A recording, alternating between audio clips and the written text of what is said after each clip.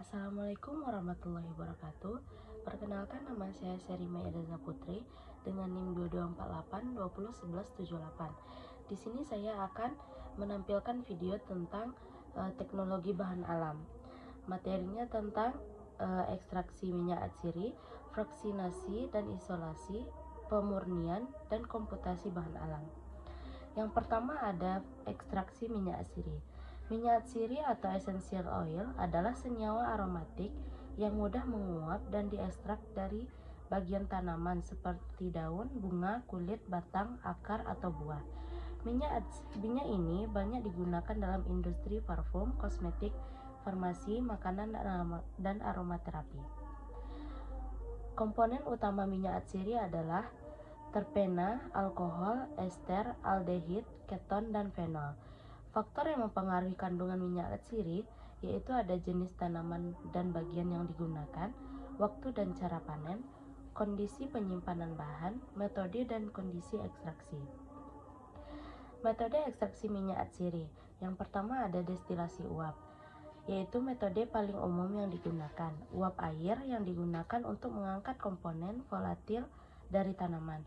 Kelebihannya yaitu murah dan mudah, cocok untuk bahan dengan kandungan minyak tinggi, dan kekurangannya itu tidak cocok untuk senyawa yang mudah rusak oleh panas.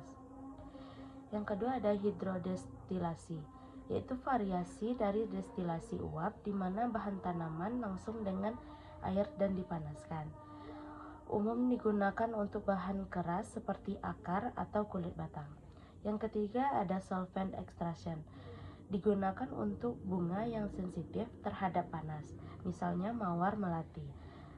Ada kelebihannya yaitu menghasilkan aroma yang lebih mirip aslinya, dan kekurangannya mahal dan bisa menyisakan pelarut.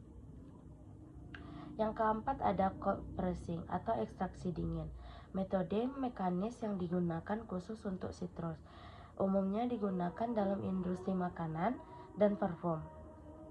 Yang kelima ada supercritical atau CO extraction. Teknik modern menggunakan karbon dioksida dalam keadaan superkritis atau antara gas dan cair.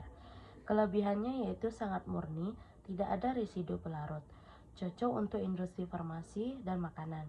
Kekurangannya yaitu peralatan yang sangat mahal. Termasuk kepada pemilihan metode ekstraksi.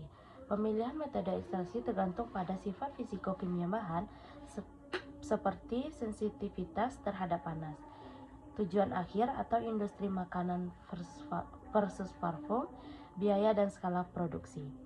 Kualitas minyak atsiri. Penentuan kualitas melibatkan rendemen, profil senyawa, warna, bau, dan viskositas.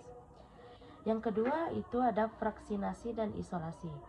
Definisi fraksinasi yaitu proses pemisahan campuran kompleks, misalnya ekstrak tumbuhan, minyak, atsiri, atau larutan senyawa organik, menjadi beberapa fraksi yang lebih sederhana berdasarkan perbedaan sifat fisika atau kimia, seperti kelarutan, polaritas, titik didih, atau ukuran molekul.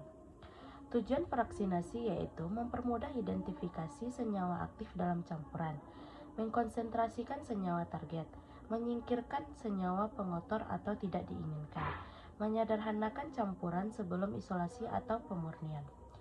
Metode fraksinasi yaitu fraksinasi berdasarkan kelarutan, yaitu menggunakan pelarut bertingkat polaritas seperti N-heksan, etilhacetat, dan metanol. Yang B, fraksinasi berdasarkan titik didih atau distilasi, digunakan untuk campuran cair seperti minyak atsiri. Yang C, fraksinasi berdasarkan ukuran molekul, yaitu menggunakan teknik seperti filtrasi gel atau gel permeation chromatography. Molekul besar keluar lebih dulu dari kolom dibandingkan molekul kecil.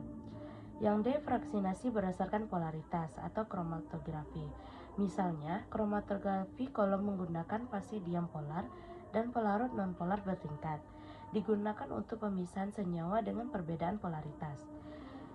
Masuk kepada isolasi. Isolasi yaitu proses pemisahan satu senyawa tunggal dari campuran atau fraksi sehingga diperoleh dalam bentuk murni atau hampir murni. Proses ini biasanya dilakukan setelah fraksinasi ketika senyawa target sudah dibaca dalam fraksi tertentu. Tujuan isolasi yaitu mendapatkan senyawa murni untuk diuji bioaktivitas, struktur, atau sintesis selanjutnya. Karakteristik senyawa aktif dari bahan alam. Analisis kandungan kimia spesifik dalam suatu campuran. Langkah-langkah umum dalam isolasi yaitu ekstraksi awal dari bahan, misalnya menggunakan pelarut seperti etanol, metanol, atau air. Yang kedua yaitu fraksinasi untuk memisahkan ekstrak kasar menjadi fraksi-fraksi. Yang ketiga, kromatografi pemurnian, misalnya kromatografi kolom, TLC preparatif, dan HPLC. Yang keempat ada kristalisasi ulang untuk pemurnian lebih lanjut. Yang kelima, identifikasi senyawa hasil isolasi, misalnya dengan spektroskopi, UV-Vis, IR, NMR, dan MS. Metode isolasi yaitu kromatografi kolom. Fraksi dialirkan melalui kolom berisi silika gel atau alumina. Yang B, kromatografi cair kinerja tinggi atau HPLC. Pemisahan sangat efisien dan dapat dilakukan secara preparatif. Thin layer kromatografi atau TLC preparatif. Menggoreskan larutan sampel pada TLC, kemudian menggerok spot yang terbentuk dan mengekstraknya. Yang D yaitu rekristalisasi, melarutkan senyawa dalam pelarut panas dan mengendapkan kembali saat dingin untuk meningkatkan kemurnian. Materi yang ketiga yaitu pemurnian. Pemurnian adalah proses untuk menghilangkan pengotor atau komponen yang tidak diinginkan dari satu campuran, sehingga diperoleh satu jenis senyawa dengan pemurnian tinggi. Proses ini penting untuk memastikan bahwa senyawa yang diperoleh benar-benar memiliki sifat yang diinginkan, terutama dalam bidang farmasi, pangan, dan penelitian bahan alam. Tujuannya yaitu mendapatkan senyawa dalam bentuk murni atau hampir murni, menjamin konsistensi dan keamanan senyawa dalam aplikasi biologi atau industri, memungkinkan karakteristik struktur kimia secara akurat. Tahapan umum pemurnian yaitu ekstraksi awal dari bahan alam, fraksinasi, isolasi senyawa target dari fraksi terpilih, permunian senyawa menggunakan metode fisik atau kimia, dan karakteristik dan uji kemurnian. Metode pemurnian yaitu yang pertama ada kromatografi, teknik yang paling umum dan efektif dalam pemurnian bahan alam.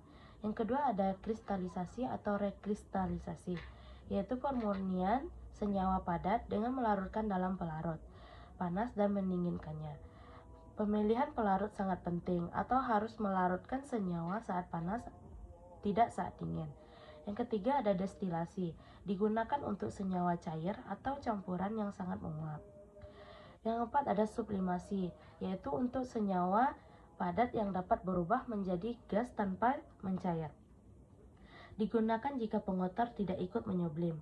Yang kelima ada ekstraksi pelarut.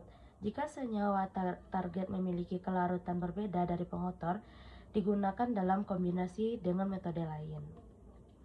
Uji kemurnian. Yang A ada TLC, kromatografi lapis tipis.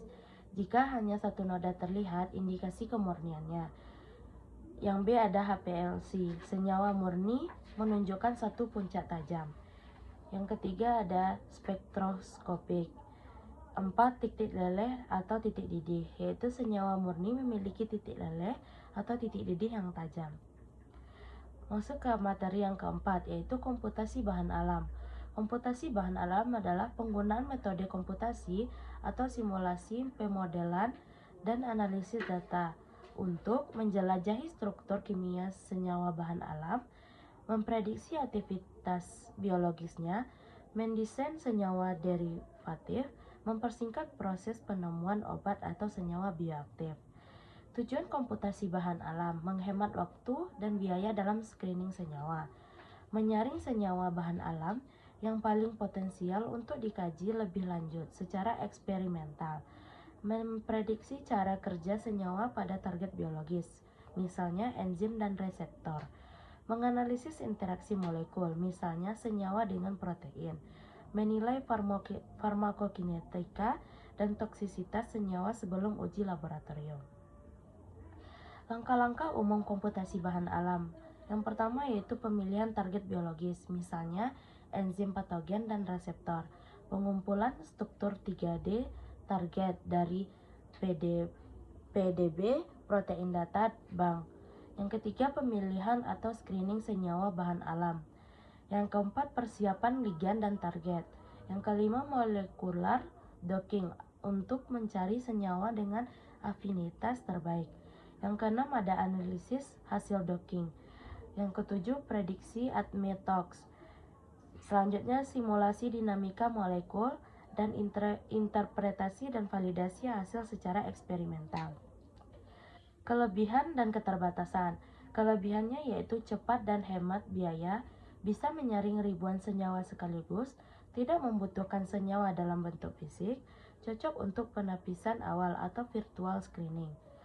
Keterbatasannya yaitu bersifat prediktif, bukan hasil akhir, perlu validasi dan eksperimental.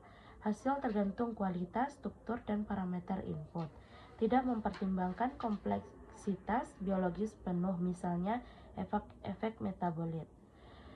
Baik, sekian dari hasil video saya. Apabila ada kekurangan dan kesalahan, mohon dimaafkan. Wabillahi taufiq wal hidayah. Assalamualaikum warahmatullahi wabarakatuh.